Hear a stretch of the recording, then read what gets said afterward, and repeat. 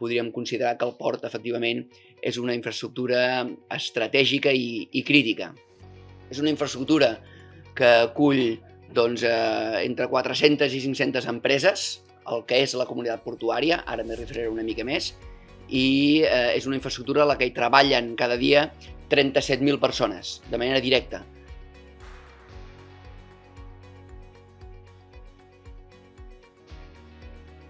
Es considera que el port té un impacte del 2% sobre el PIB català. Només emetem el 0,72% dels gasos d'efecte d'hivernacle.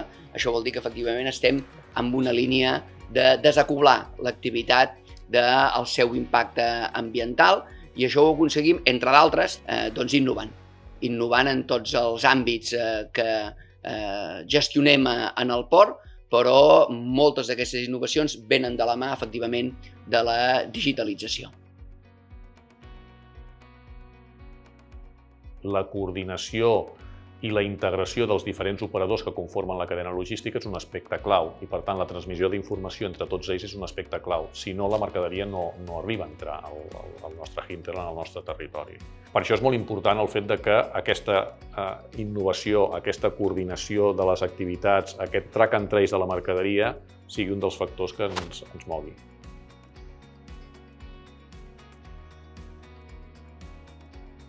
Jo crec que probablement la innovació més potenta que hem fet a nivell tecnològic i de digitalització a la nostra història ha sigut la creació de Portic, del Port Community System de Barcelona.